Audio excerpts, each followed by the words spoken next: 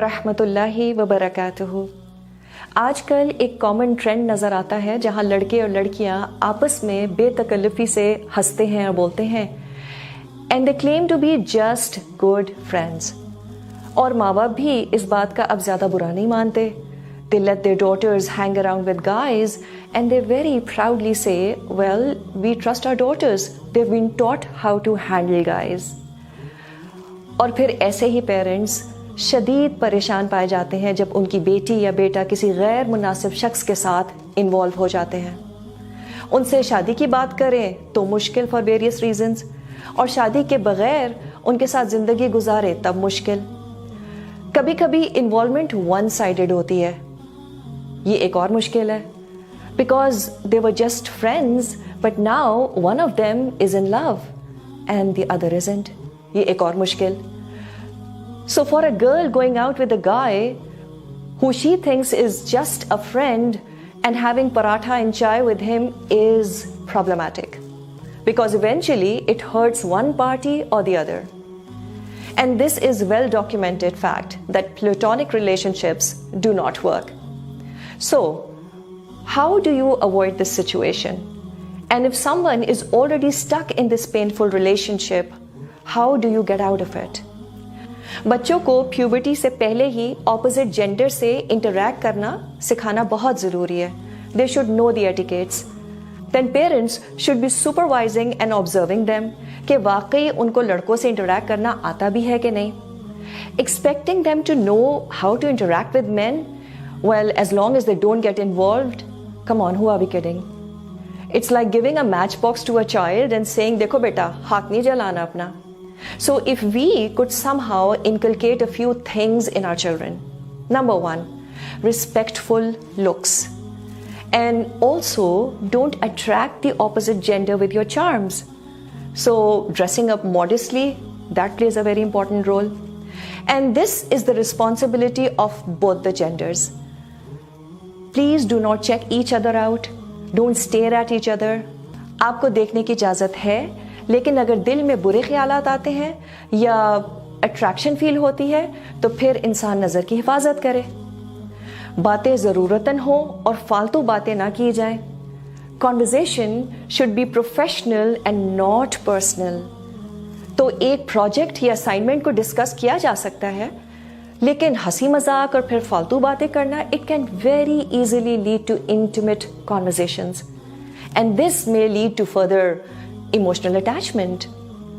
अल्लाह ने हम सबको इतनी अक्ल तो दी है कि हम ज़रूरी और फालतू बातों में फ़र्क कर सकें। Also in such conversations, if a girl finds the guy very funny, please do not laugh at his jokes. Women usually have no idea what a kick a guy gets when a girl laughs at his jokes. तीसरी चीज़ क्या? Absolutely no physical contact. लोगों को पहले ही बता दें, if you think कि awkward situation होगी, let them know beforehand कि आप हाथ नहीं मिलाती हैं। And also keep a good distance while talking to opposite gender. If you can smell his shampoo, that's not far enough. If your hands touch unintentionally, Allah सुब्हाना ताला is forgiving. It's okay, be a little careful next time. So no need to go and sanitise your hands. The Messenger sallallahu alaihi wasallam, he never touched a non-mahram even at the time of taking a pledge. Last but not the least, avoid meeting in private. We all know the hadith कि एक मर्द और औरत जब अकेले होते हैं, so the third is shaitan. And this surely includes all social medias. Have your conversations in groups. कोई ज़रूरत नहीं है किसी मैसेज पे रिस्पॉन्ड करने की, even if it's a straightforward message. And this is especially for unmarried people. Shaitan will eventually put funny thoughts in your mind.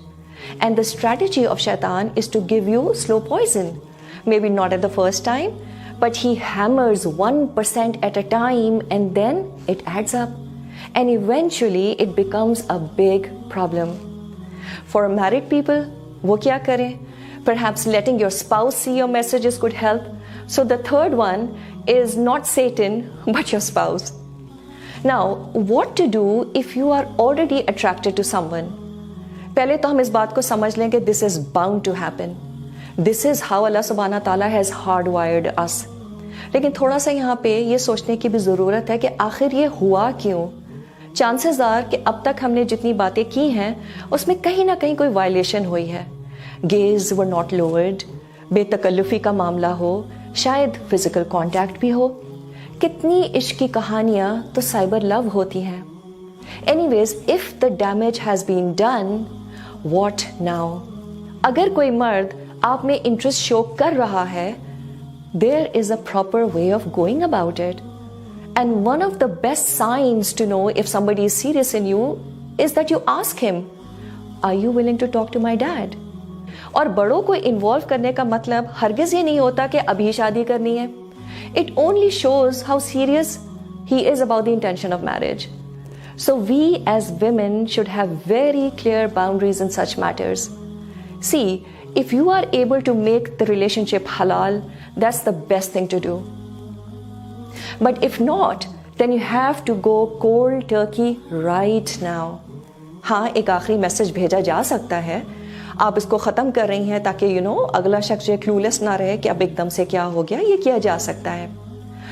अल्लाह सुब्हाना ताला का वादा है कि अगर कोई इस ताल्लुक़ को अल्लाह के लिए ख़त्म करेगा, वो उसे ज़रूर हलाल और बेहतर नेमुल बदल देगा. यूसुफ अलैहिस्सलाम की मिसाल हमारे पास मौजूद है. उन्होंने अल्लाह की खातिर एक हसीन औरत के टेम्पटेशन को रिफ्यूज़ किया था और अल्लाह ने उन्हें बहुत सी नेमतों से नवाजा, लेकिन इसमें वक्त लगा. This is what happens when you leave something for the sake of Allah. So trust and don't test Allah subhanahu wa ta'ala. Yes, it might take longer than you think, but soon there will be replacement in your life in some better form. So this whole thing of let's just be good friends, I think it's a terrible idea. There are consequences of this in the next life, but emotionally people get scarred in this dunya as well.